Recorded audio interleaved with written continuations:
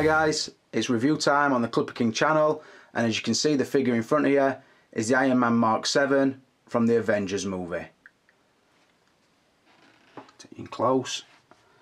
I will start off by saying the footage you've just watched is not my footage, so I can't take credit for it, although I have cut it into this thing, into this review, because I think it was an awesome showcase that Hot Toys did to sort of advertise this piece. The holographic display case, it was just amazing.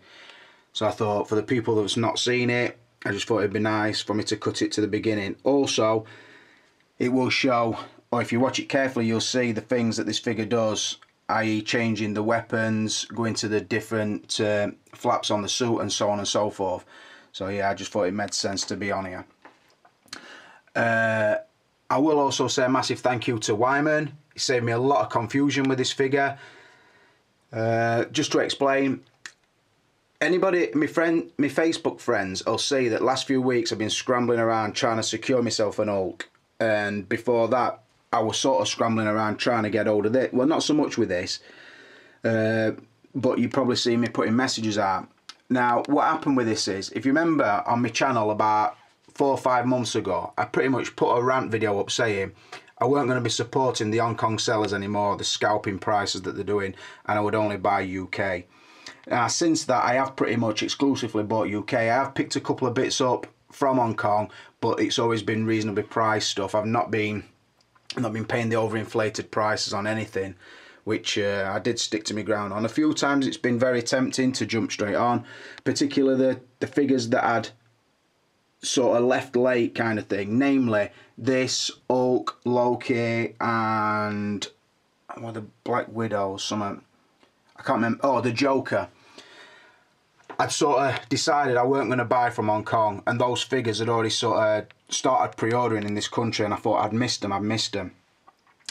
What I did around that time is, thinking that that could be the case, I asked Wyman and Lee, and I'm not sure if it were Matt, I'm not sure if I were like close with Matt at that time, but I asked them, when the figures come in, can you save me one of this figure, this figure, this figure? Pretty much with Lee, I ask him to save me one of everything, and if I decide I don't want it when it comes into stock, then he just sells it on. With Wyman, because his pre-orders go quite quick, I don't do it with every figure, just the figures I know I might struggle with. So like I said, at the time, I decided I weren't buying Hong Kong, and I said, can you save me this? Now, a couple of months ago, Wyman sent me a message. The Loki's coming to stock that you asked me to save. Now, I'd not paid for it. I'd asked him to save it, because obviously I'm friends with Wyman. I do talk to him on mobile quite often, and we do text daily probably. And I sort of forgot that I'd asked him to do it. And by that time, I'd already set up an exchange, my City Hunter Predator, for the Loki figure. So I was like, oh fuck, sorry pal, I've already got it, sort of thing. So that never came off, and I understand he put it up as a spare onto Facebook, and he sold that Loki. A couple of weeks ago, I had some stuff of Matt's, and I was taking it back to Nottingham. That morning I got up to take him, Wyman sent me a message on my phone. He'd sort of sent it through night, I got into the next morning. Rig, Iron Man Mark 7's just landed, I've got them. Did you still want that one that you reserved with me? And I thought, fucking hell. And I couldn't really remember doing it, but I thought, I can't fuck him off again because I've done it with a Loki figure. I'm like, yeah, definitely. They were like, he said, well, send the payment and I'll get you one posted out. I said, well, I can do better than that, buddy. I'm coming down to Nottingham today. I'm fetching my stuff back. If you want to meet us there, I'll pay you. So that's what I did. I paid Wyman in hand and I brought it home. He also lent me the Churchill figure, which I reviewed, and I subsequently kept that as well. So, like I said, I'm glad that Wyman remembers a lot better than I do, because I sort of, in passing, I said, can you hold me one? Or can you put me one on a pre-order? He was like, yeah, of course I can. I never rung it through his site. I spoke to him word of mouth, and then when they came in, he'd still remembered that I'd done it, and he was like, look, do you want this thing or not? Because I'm going to put it into the Facebook group. If not, so I'm like, yep, I definitely want it. So that's basically what happened. Again, because I picked it up, I got it quite early from him. I'd actually drove down, met him there, had a chat for a couple of hours, and I brought it home. But because I'd already got a backlog of reviews to do, it's sort of been probably the 4th review I've done over the last couple of weeks. So, but I am buzzing to have it. So massive shout to Wyman. Like I said, thanks. It's either him who's remembering or Maggie is, because I'm certainly not. And to be honest, I fucking confused myself because I don't know what I've got saved. Lee actually sent me a message yesterday. Your Barney Ross will be in stock on a certain day. I forgot the date he gave me. Do you still want it? And I'm like, yeah. And I'm thinking to myself, did I even order Barney Ross? But fuck it, I'll have it. I'll review it. If I like it, I'll keep it. If I don't, I'll sell it. And that's the way I'm viewing these figures now. So I've got one in hand. Fucking to cut a long story short, I've got one in hand. So I'm buzzing about that. And I have secured my oak now. So, but I will shout that out when I do that review. So that is on the way.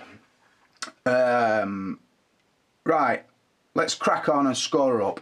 Source material. In fact, I'll tell you the pose first. I've pretty much gone for the first pose just to show him. There's a section in the, I think he does it in Iron Man Mark II, and I think there's a bit in the Avengers where he's being thrown from one place to another, and to put his brakes on, he puts his hands behind him, fires his jets, and it slows him down and he sort of skids, and that's the pose I've gone for. I've also done that because to show that I've heard the articulation wasn't very good on this. Now, from getting it out of the box, obviously it feels stiff because it's brand new, but it's very apparent that places that it articulates, it sort of pushes it a little bit ahead of the other Iron Man figures I've seen, namely the neck. I will cover this in articulation, but no other Iron Man would have been able to look as far up as that. I'll just mention that first. It does help flight poses and it does help articulation. And also the hands, and I'll explain that in articulation as well, because none of us would have been able to do that. So yeah, that's the pose I went for.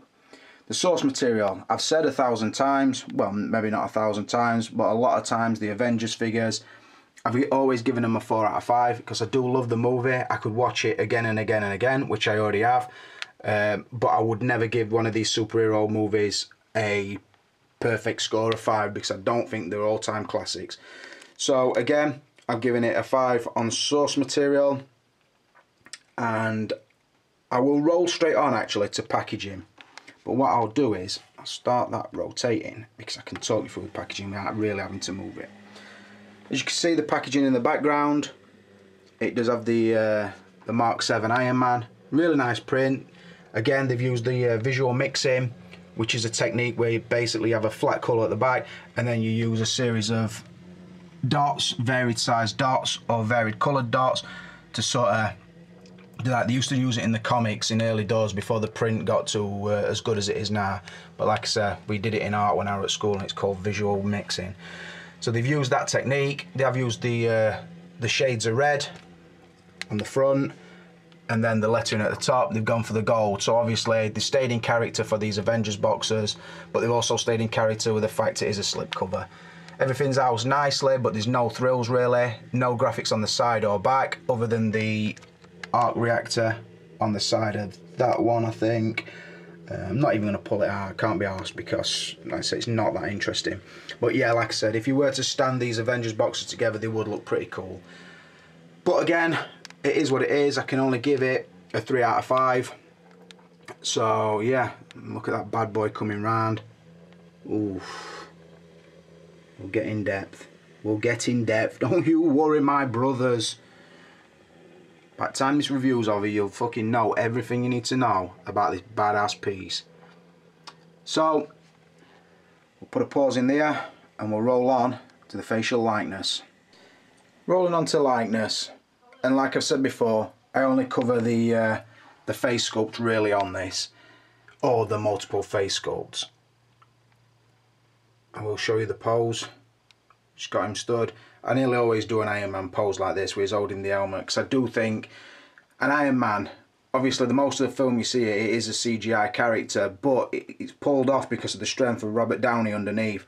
So that's why I think Hot Toys always do need to put a Robert Downey sculpt in, because fair enough, you're getting the Iron Man figure, which most people would display it like, but I do think to get that human touch, you do need to have the a look, either a masked version or sort of like the Mark 6, or you need a full head sculpt, which this one comes with.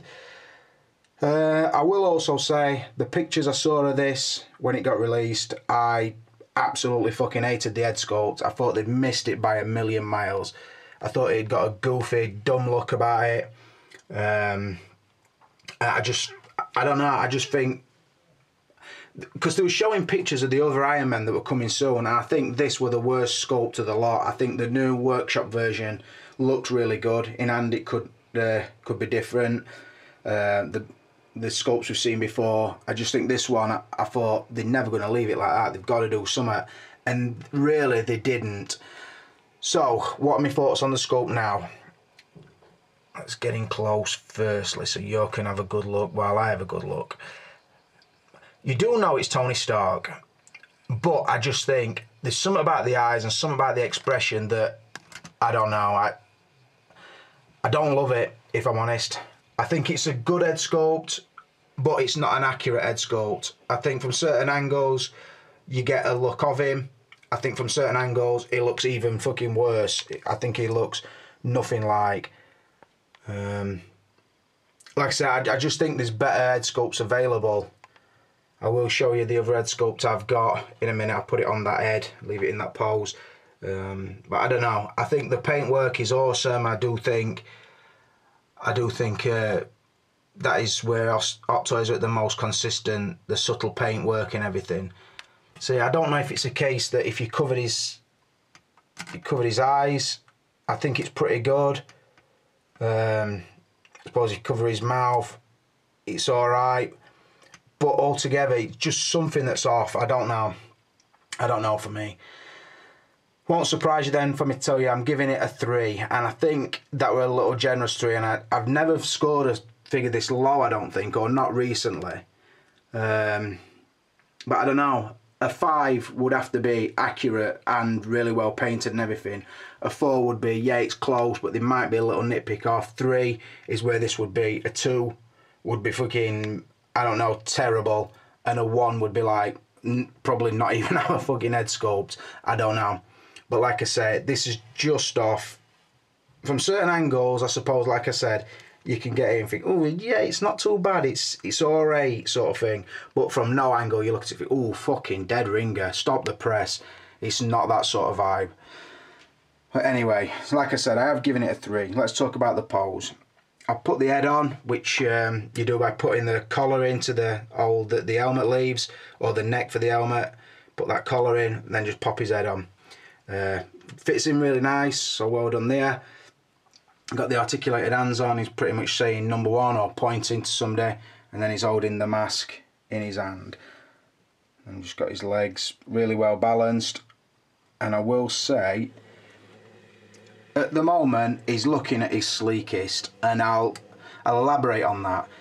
There's sort of 3 major looks you can get with this figure, which is good. You get like a sleek, well, before I make this point, I've said before, I love the sleekness of the Mark IV. I'll show them while I talk about this. I love the sleekness of the Mark IV. The sort of, it's more, got a lot more red on it, and the lines sort of run into each other really nice. The 6 I like because it's slightly more bulkier, sort of war ready, and when you've got the battle damage piece on, which I have, I do like that about it. Now this 7 sort of gives you best of both worlds. You can sleeken it down and keep it looking sort of majority red, but you can take these sections off on his rib cage, which are gold and silver underneath. The majority is red, like I said, as it comes round. These caps over the legs, I've gone for the gold ones instead of the silver, more bulky ones. I've gone for the smaller shoulders in red. You can swap them out and they have the silver highlighter section, which I will show you when I get to the outfit. But like I said, I've gone for the sleeker look at the moment. When I get to the outfit, I will make that more clear, because I will be doing some transfers in and out, some blends in and out sort of thing, to show you the 3 major looks you can get for the figure. But I do quite like that pose. I think because the smirk on his face is sort of in a light-hearted mood, I've gone for him saying either he's number 1 or he's pointing out to the crowd or whatever. That's the thoughts I were going for. And like I said, because the first pose were quite an extreme one, or a well-articulated one, I wanted like a stance sort of pose. Yep, but that pretty much explains my thoughts on the likeness. Like I said, it's okay, it's not brilliant, and I think there are better sculpts out there. What I will do is, I'll leave it in this pose, but I'll take this head off and I'll put on my sort of third-party head that I got from Toy HQ. So now I've swapped it. Like I said, this is a third-party head. I'm not sure how much these go for. I bought mine from Toy HQ about 3 months ago. And I do really like it. I even prefer it to the Mark IV head. Like I said in the Mark VI review, I think I do like this head. Obviously it's not the proper neck post, but I think you can get away with it. Just put it on the Iron Man neck and you can pretty much get any Iron Man head to fit any figure sort of thing, which is a good thing because you can chop and change as you like it. But I just think that this one, possibly not as well painted as the Hot Toy ones, not as subtle, but I do think it is more accurate around the eyes, mouth and nose, and I do prefer the hair sculpt. It's sort of got a faux hawk going on, which I think he had more in Iron Man 3 than he did in Avengers, so it's not massively accurate to the film, but I just think it is the better head sculpt. So just thought I'd show you that. Some people might love the head sculpt that comes with it. I personally don't. I think it's okay. I'm glad they included it. I just wish it would have been knock you back brilliant, but it weren't.